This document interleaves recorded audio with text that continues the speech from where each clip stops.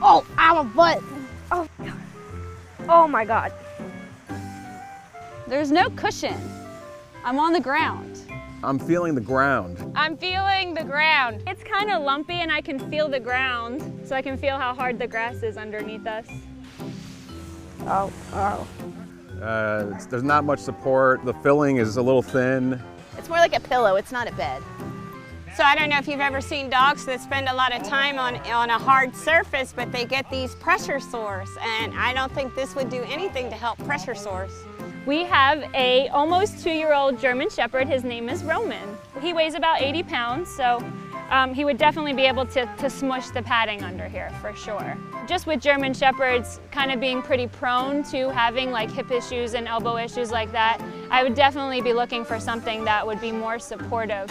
Oh, I would never want to sleep on it all night. You could feel the floor right through it. It's like there's rocks and sticks underneath. If my dog had to sleep on this bed, I don't think he'd have a full night's sleep. Oh, wow. Oh, yeah. Ooh, whoa. It's like a luxurious up here. I love this. Oh, wow. It feels like a bed that I would want to sleep on and probably could with my dog Buddy. This feels better than my bed at home. Well, I don't feel the ground, that's for sure.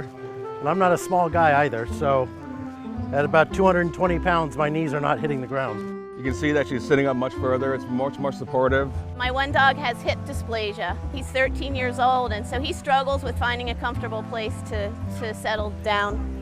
So I think he would really like this. The bed my dog has feels like that one over there. I mean, I'm kind of upset that my dog has that bed now that I've been on this one, so. I could do some yoga on here. It's like a real bed, right? Now try that over here. Do it again. Jump. Looks like you like it, don't you?